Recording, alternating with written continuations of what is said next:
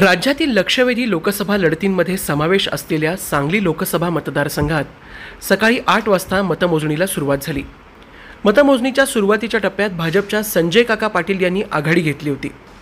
मात्र सुरुवातीच्या अर्ध्या तासानंतर काँग्रेसचे बंडखोर आणि अपक्ष उमेदवार विशाल पाटील यांनी प्रचंड मोठी आघाडी घेतली, तर ठाकरे गटाचे चंद्रहार पाटील या रेसमध्ये दिसतच नव्हते।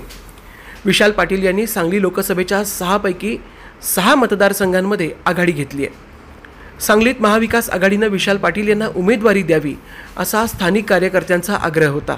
मात्र ही जागा ठाकरे गटाच्या वाट्याला गेल्यानं चंद्रहार पाटील यांना रिंगणात उतरवलं गेलं। त्यामुळे नाराज झालेल्या विशाल पाटील यांनी अपक्ष उमेदवारी अर्ज भरला आणि महाविकास आघाडीच्या मतांची विभागणी झाल्यामुळे भाजपच्या संजय काका पाटील यांना फायदा मिळण्याची शक्यता होती।